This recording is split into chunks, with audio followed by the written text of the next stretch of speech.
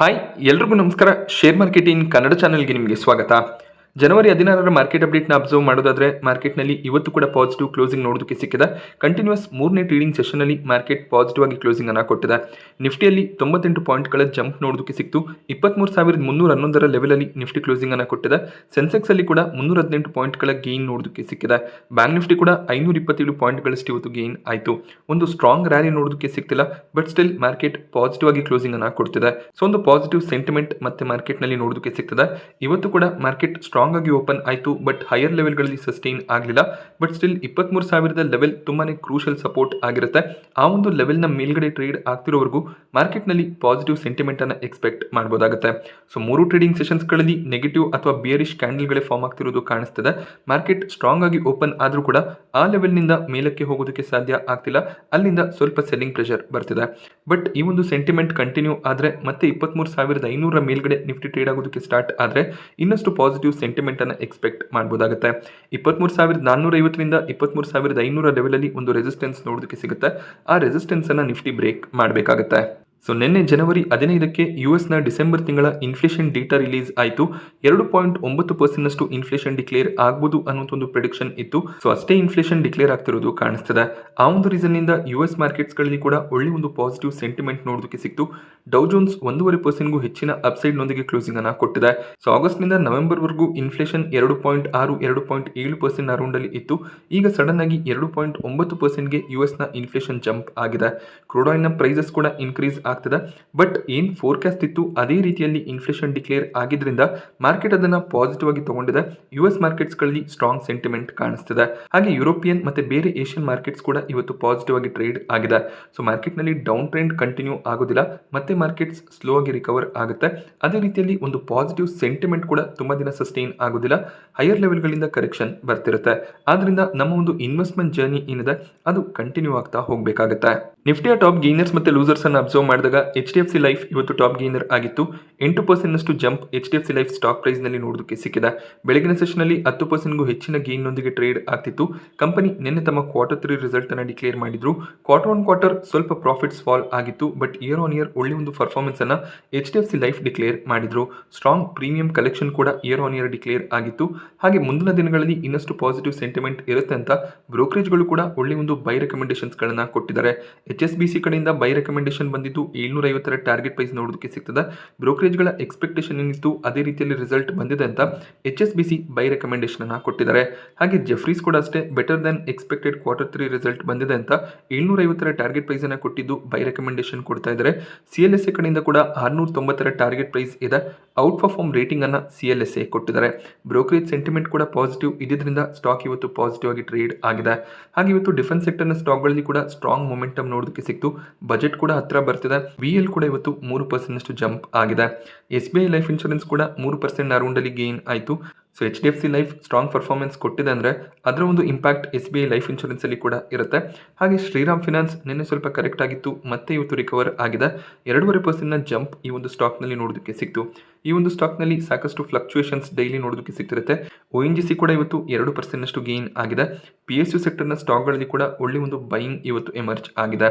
Top losers ಲಿಸ್ಟ್ನಲ್ಲಿ trend ನೋಡೋದಕ್ಕೆ ಸಿಕ್ತು. ನಿನ್ನೆ ಒಳ್ಳೆ ಒಂದು ಪಾಸಿಟಿವ್ ಸೆಂಟಿಮೆಂಟ್ ಇತ್ತು. ಟಾರ್ಗೆಟ್ ಕೂಡ ತುಂಬಾನೇ ಇನ್ಕ್ರೀಸ್ ಆಗಿತ್ತು, ಬಟ್ ಇವತ್ತು ಸ್ವಲ್ಪ ಪ್ರಾಫಿಟ್ ಬುಕಿಂಗ್ ಬರ್ತಿದೆ. Doctor Reddy's lab, Tata consumer product 2% around ಅಲ್ಲಿ ಕರೆಕ್ಟ್ ಆಯಿತು. IT ಸೆಕ್ಟರ್ನ ಸ್ಟಾಕ್ಗಳಲ್ಲಿ ಸ್ವಲ್ಪ ವೀಕ್ನೆಸ್ ಇತ್ತು. HCL ಟೆಕ್, ವಿಪ್ರೋ ಇವತ್ತು 2% ಅರೌಂಡ್ ಅಲ್ಲಿ ಕರೆಕ್ಟ್ ಆಗಿದೆ. ಹಾಗೆ ಇನ್ಫೋಸಿಸ್ನ ರಿಸಲ್ಟ್ ಕೂಡ ಇವತ್ತು ಡಿಕ್ಲೇರ್ ಆಗಿದೆ. ಅದನ್ನು ಸೆಪರೇಟ್ ವಿಡಿಯೋನಲ್ಲಿ ನಾನು ಕವರ್ ಮಾಡ್ತೀನಿ. ಅದಾನಿ ಗ್ರೂಪ್ನ ಸ್ಟಾಕ್ಗಳಲ್ಲಿ ಬೆಳಿಗ್ಗೆ ಒಳ್ಳೆ ಒಂದು ಪಾಸಿಟಿವ್ ಸೆಂಟಿಮೆಂಟ್ ನೋಡೋದಕ್ಕೆ ಸಿಕ್ಕಿತ್ತು. ಇದಕ್ಕೆ ರೀಸನ್ ಅದಾನಿ ಗ್ರೂಪ್ ಸ್ಟಾಕ್ಗಳಲ್ಲಿ ಅಲಿಗೇಷನ್ ಮಾಡಿದಂತ ಹಿಡನ್ಬರ್ಗ್ ತಮ್ಮ ಒಂದು ರಿಸರ್ಚ್ ಏಜೆನ್ಸಿಯನ್ನ ಶಟ್ ಡೌನ್ ಮಾಡ್ತಿದ್ದಾರೆ. ಸೊ ಹಿಡನ್ಬರ್ಗ್ನ ಫೌಂಡರ್ ಇದ್ರ ಬಗ್ಗೆ ತಮ್ಮ ಒಂದು ವೆಬ್ಸೈಟ್ನಲ್ಲಿ ಹೇಳಿಕೆಯನ್ನು ಕೊಟ್ಟಿದ್ದಾರೆ. ಸೊ ಈ ಒಂದು ನ್ಯೂಸ್ ಅದಾನಿ ಗ್ರೂಪ್ನ ಸ್ಟಾಕ್ಗಳಿಗೆ ಸ್ವಲ್ಪ ಪಾಸಿಟಿವ್ ಆಗುತ್ತೆ. ಯಾಕೆಂದರೆ ಅದಾನಿ ಗ್ರೂಪ್ ಅಲಿಗೇಷನ್ಸ್ಗಳನ್ನ ಡಿನೈ ಮಾಡಿದಾಗ ಹಿಡನ್ಬರ್ಗ್ ಇನ್ನಷ್ಟು ಪ್ರೂಫನ್ನು ನಾವು ಸಬ್ಮಿಟ್ ಮಾಡ್ತೀವಿ, ಅದಾನಿ ಗ್ರೂಪ್ ಫ್ರಾಡ್ ಮಾಡಿದ್ದಾರೆ ಅಂತ ಅದನ್ನು ಪ್ರೂವ್ ಮಾಡ್ತೀವಿ ಅಂತ ಹೇಳಿದರು. ಬಟ್ ಈಗ ಈ ಒಂದು ರಿಸರ್ಚ್ ಏಜೆನ್ಸಿ ಕ್ಲೋಸ್ ಆಗ್ತಿರೋದು ಎಲ್ಲೋ ಒಂದು ಕಡೆ ಅದಾನಿ ಗ್ರೂಪ್ಗೆ ಪಾಸಿಟಿವ್ ಆಗಿರುತ್ತೆ. ಆ ರೀಸನ್ನಿಂದ ಸ್ಟಾಕ್ನಲ್ಲಿ ಸ್ವಲ್ಪ ಪಾಸಿಟಿವ್ ಸೆಂಟಿಮೆಂಟ್ ಇತ್ತು. ಹಾಗೆ Adani green energy, Adani solutions ಒಳ್ಳೆ ಒಂದು ಬಿಸ್ನೆಸ್ ಅಪ್ಡೇಟ್ಸ್ ಅನ್ನು ಕೂಡ ಶೇರ್ ಮಾಡಿದ್ದಾರೆ. ಅದಾನಿ ಎಂಟರ್ಪ್ರೈಸಸ್ ಸಾಕಷ್ಟು ಆಕ್ವಿಸಿಷನ್ ಪ್ಲಾನ್ಗಳನ್ನು ಹೊಂದಿದ್ದಾರೆ. ಓವರ್ ಆಲ್ ಸೆಂಟಿಮೆಂಟ್ ಪಾಸಿಟಿವ್ ಆಗಿ ಕಾಣಿಸುತ್ತೆ. ಝೊಮ್ಯಾಟೊ ಸ್ಟಾಕ್ ಪ್ರೈಸ್ನಲ್ಲಿ ಒಳ್ಳೆ ಒಂದು ಓಪನಿಂಗ್ ನೋಡೋದಕ್ಕೆ ಸಿಕ್ಕಿತ್ತು, ಬಟ್ ಸ್ಟಾಕ್ ಹೈಯರ್ ಲೆವೆಲ್ಗಳಲ್ಲಿ ಸಸ್ಟೈನ್ ಆಗಲಿಲ್ಲ, ಫ್ಲಾಟ್ ಆಗಿ ಕ್ಲೋಸಿಂಗ್ ಅನ್ನು ಕೊಟ್ಟಿದೆ. ಇದಕ್ಕೆ ರೀಸನ್ CLSA ಹೈ ಕನ್ವೆನ್ಷನ್ ಲಿಸ್ಟ್ನಲ್ಲಿ ಝೊಮ್ಯಾಟೊವನ್ನು ಆ್ಯಡ್ ಮಾಡ್ಕೊಂಡಿದ್ದಾರೆ. ಬೈ ರೆಕಮೆಂಡೇಶನ್ ನೋಡೋದಕ್ಕೆ ಸಿಗ್ತದೆ. 400 ಟಾರ್ಗೆಟ್ ಪ್ರೈಸ್ ಅನ್ನು ಝೊಮ್ಯಾಟೊನಲ್ಲಿ ಈ ಒಂದು ಬ್ರೋಕರೇಜ್ ಕೊಡ್ತಿದ್ದಾರೆ. ಸೊ ಸಾಕಷ್ಟು ಬ್ರೋಕರೇಜ್ಗಳು 320 330 ಟಾರ್ಗೆಟ್ಸ್ಗಳನ್ನು ಕೊಟ್ಟಿದ್ರು. ಮೊದಲನೇ ಬಾರಿಗೆ CLSA ಝೊಮ್ಯಾಟೊನಲ್ಲಿ 400 ಟಾರ್ಗೆಟ್ ಪ್ರೈಸ್ ಅನ್ನು ಕೊಡ್ತಿದ್ದಾರೆ. ಇದಕ್ಕೆ ರೀಸನ್ ಮುಂದಿನ ದಿನಗಳಲ್ಲಿ ಝೊಮ್ಯಾಟೊ ನಿಫ್ಟಿ 50ಗೆ ಆ್ಯಡ್ ಆಗ್ಬೋದು. ಸೊ ಒಂದು ಸ್ಟ್ರಾಂಗ್ ಇನ್ಫ್ಲೋನ ಪಾಸಿಬಿಲಿಟಿ ಇರುತ್ತೆ ಅನ್ನೋದು CLSA ವ್ಯೂ ಆಗಿರುತ್ತೆ. ಹಾಗೆಯೇ ಕ್ವಿಕ್ ಕಾಮರ್ಸ್ ಬಿಸ್ನೆಸ್ ನಲ್ಲಿ ಈ ಒಂದು ಕ್ವಾರ್ಟರ್ ನಲ್ಲಿ ಸ್ವಲ್ಪ ಪ್ರೆಷರ್ ಇರಬಹುದು, ಬಟ್ ಮುಂದಿನ ಕ್ವಾರ್ಟರ್ ಗಳಲ್ಲಿ ಒಂದು ಸ್ಟ್ರಾಂಗ್ ಪರ್ಫಾರ್ಮೆನ್ಸ್ ಬರುತ್ತೆ. ಝೊಮ್ಯಾಟೊ ಒಳ್ಳೆ ಒಂದು ಪ್ರಾಫಿಟ್ಸ್ ಅನ್ನ ಡಿಕ್ಲೇರ್ ಮಾಡ್ತಾರೆ ಅಂತ CLSA ಈ ಒಂದು ಟಾರ್ಗೆಟ್ ಅನ್ನ ಕೊಡ್ತಿದ್ದಾರೆ. ಬಟ್ ರೀಸೆಂಟ್ ಆಗಿ ಜೆಫ್ರೀಸ್ ಈ ಸ್ಟಾಕ್ ಅನ್ನ ಕವರ್ ಮಾಡಿ ತಾವು ಕೊಟ್ಟಂತ 320 ಟಾರ್ಗೆಟ್ ಅನ್ನ ಕಟ್ ಮಾಡಿದ್ರು, 275 ಟಾರ್ಗೆಟ್ ಪ್ರೈಸ್ ಅನ್ನ ಕೊಟ್ಟಿದ್ರು.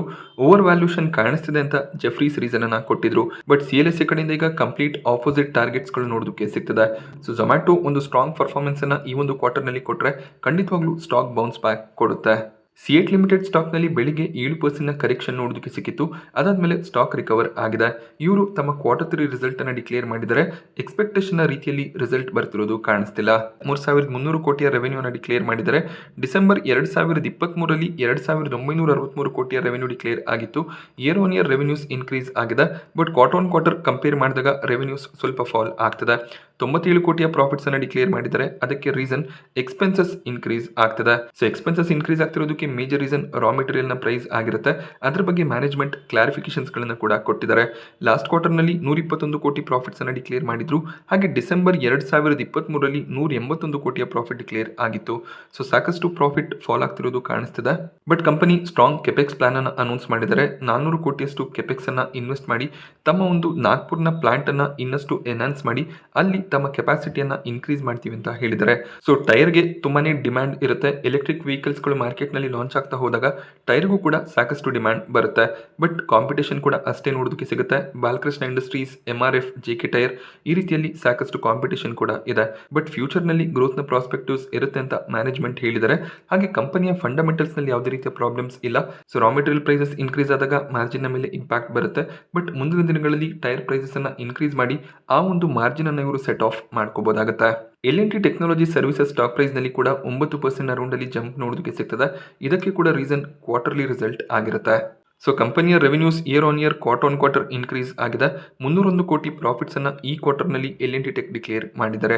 ಲಾಸ್ಟ್ ಕ್ವಾರ್ಟರ್ ನಲ್ಲಿ 293 ಕೋಟಿಯ ಪ್ರಾಫಿಟ್ ಡಿಕ್ಲೇರ್ ಆಗಿತ್ತು. ಅಷ್ಟೇನು ಜಂಪ್ ಪ್ರಾಫಿಟ್ ನಲ್ಲಿ ನೋಡೋದಕ್ಕೆ ಸಿಗ್ತಿಲ್ಲ. ಹಾಗೆ ಇಯರ್ ಆನ್ ಇಯರ್ ಕಂಪ್ಯಾರಿಸನ್ ಅನ್ನ ಮಾಡಿದಾಗ ಆಕ್ಚುಲಿ ಪ್ರಾಫಿಟ್ಸ್ ಫಾಲ್ ಆಗಿದೆ. ಬಟ್ ಸ್ಟಿಲ್ ಸ್ಟಾಕ್ ನಲ್ಲಿ ಈ ರೀತಿಯ ಒಂದು ಜಂಪ್ ಬರೋದಕ್ಕೆ major reason strong deal wins ಅನ್ನ ಕಂಪನಿ ಡಿಕ್ಲೇರ್ ಮಾಡಿದ್ದಾರೆ. ಇವರ ಡೀಲ್ ವಿನ್ಸ್ ಆಲ್ಮೋಸ್ಟ್ ಡಬಲ್ ಆಗ್ತಿರೋದು ಕಾಣಿಸ್ತಿದೆ. $50 ಮಿಲಿಯನ್ ಅರೌಂಡ್ ಅಲ್ಲಿ ಇದ್ದಂತ ಡೀಲ್ ವಿನ್ಸ್ ಅನ್ನ $100 ಮಿಲಿಯನ್ ಕಂಪನಿ ಇನ್ಕ್ರೀಸ್ ಮಾಡಿದ್ದಾರೆ. ಸೊ ಒಂದು ಸ್ಟ್ರಾಂಗ್ ಆರ್ಡರ್ ಬುಕ್ ಅಥವಾ ಡೀಲ್ ವಿನ್ಸ್ ಇರೋದ್ರಿಂದ ಸ್ಟಾಕ್ ನಲ್ಲಿ ಸ್ಟ್ರಾಂಗ್ ಅಪ್ಸೈಡ್ ನೋಡೋದಕ್ಕೆ ಸಿಗ್ತದೆ. ಹಾಗೆ ನೋವಾಮಾ ಈ ಒಂದು ಸ್ಟಾಕ್ ಅನ್ನ ಕವರ್ ಮಾಡಿ ಹೋಲ್ಡ್ ರೇಟಿಂಗ್ ಅನ್ನ ಕೊಟ್ಟಿದ್ದಾರೆ. 5,150 ಟಾರ್ಗೆಟ್ ಪ್ರೈಸ್ ನೋವಾಮಾ ಕಡೆಯಿಂದ ನೋಡೋದಕ್ಕೆ ಸಿಗ್ತದೆ. ಆಜಾದ್ ಇಂಜಿನಿಯರಿಂಗ್ ಸ್ಟಾಕ್ ಪ್ರೈಸ್ ನಲ್ಲಿ 7% ಜಂಪ್ ನೋಡೋದಕ್ಕೆ ಸಿಕ್ತು. ಇವರಿಗೆ US ಬೇಸ್ಡ್ GE ವರ್ನೋವಾ ಕಂಪನಿ ಕಡೆಯಿಂದ ಒಂದು ಕಾಂಟ್ರಾಕ್ಟ್ ಸಿಕ್ಕಿದೆ. 6 ವರ್ಷದ ಕಾಂಟ್ರಾಕ್ಟ್ ಆಗಿರುತ್ತೆ. 960 ಕೋಟಿಯ ಕಾಂಟ್ರಾಕ್ಟ್ ಅನ್ನ ಕಂಪನಿ ಸೈನ್ ಮಾಡಿದ್ದಾರೆ. ಸೊ ರೀಸೆಂಟ್ ಆಗಿ ಜಪಾನ್ನ ಮಿಟ್ಸುಬಿಶಿ ಹೆವಿ ಇಂಡಸ್ಟ್ರೀಸ್ ನ ಜೊತೆಯಲ್ಲಿ ಕೂಡ ಕಾಂಟ್ರಾಕ್ಟ್ ಅನ್ನ ಸೈನ್ ಮಾಡಿದ್ರು. 700 ಕೋಟಿಯ ಕಾಂಟ್ರಾಕ್ಟ್ ಸೈನ್ ಆಗಿತ್ತು. ಸೊ ಒಂದು strong order book Azad engineering ನ ಬಳಿಯಲ್ಲಿ ಕೂಡ ಇದೆ. ಈ ಒಂದು ಸ್ಟಾಕ್ ಕೂಡ ಸ್ಟ್ರಾಂಗ್ ಆಗಿ ಪರ್ಫಾರ್ಮ್ ಮಾಡ್ತಿದೆ. ರೈಲ್ವೆ ಸೆಕ್ಟರ್ನ ಸ್ಟಾಕ್ಸ್ ಆಗಿರುವಂತಹ ರೈಲ್ ವಿಕಾಸ್ ನಿಗಮ್, IRFC, ಇರ್ಕಾನ್, ರೈಲ್ಟೆಲ್ ಎಲ್ಲ ಸ್ಟಾಕ್ಗಳಲ್ಲಿ ಪಾಸಿಟಿವ್ ಸೆಂಟಿಮೆಂಟ್ ನೋಡೋದಕ್ಕೆ ಸಿಕ್ತು. ಇದಕ್ಕೆ ರೀಸನ್ 2026 ಫಿನಾನ್ಷಿಯಲ್ ಇಯರ್ನ ಬಜೆಟ್ ಫೆಬ್ರವರಿ 1ಕ್ಕೆ ಅನೌನ್ಸ್ ಆಗುತ್ತೆ. ಈ ಒಂದು ಬಜೆಟ್ನಲ್ಲಿ ರೈಲ್ವೆ ಬಜೆಟ್ 18% ಇನ್ಕ್ರೀಸ್ ಆಗ್ಬೋದು ಅನ್ನೋದೊಂದು ರಿಪೋರ್ಟ್ ನೋಡೋದಕ್ಕೆ ಸಿಕ್ಕಿದೆ. ಈ ಒಂದು ನ್ಯೂಸ್ನಿಂದ ಈ ಸ್ಟಾಕ್ಗಳಲ್ಲಿ ಒಂದು ಪಾಸಿಟಿವ್ ಸೆಂಟಿಮೆಂಟ್ ನೋಡೋದಕ್ಕೆ ಸಿಗ್ತದೆ. ರೈಲ್ ವಿಕಾಸ್ ನಿಗಮ್ 626 ಲೆವೆಲ್ನಿಂದ ಸಾಕಷ್ಟು ಕರೆಕ್ಟ್ ಆಗಿತ್ತು. 370 ಅರೌಂಡಲ್ಲಿ ಟ್ರೇಡ್ ಆಗ್ತಿತ್ತು. ಈಗ ಈ ಒಂದು ಬಜೆಟ್ ರಿಲೇಟೆಡ್ ನ್ಯೂಸ್ನಿಂದ ಸ್ಟಾಕ್ನಲ್ಲಿ ಪಾಸಿಟಿವ್ ಸೆಂಟಿಮೆಂಟ್ ಕಾಣಿಸ್ತಿದೆ. ಎಕ್ಸ್ಪೆಕ್ಟೇಷನ್ ರೀತಿಯಲ್ಲಿ ಬಜೆಟ್ಸ್ ಬಂದರೆ ಸ್ಟಾಕ್ ಸಸ್ಟೈನ್ ಆಗುತ್ತೆ, ಇಲ್ಲಾಂದ್ರೆ ಮತ್ತೆ ಒಂದು ಪ್ರಾಫಿಟ್ ಬುಕಿಂಗ್ ಬರ್ಬೋದು.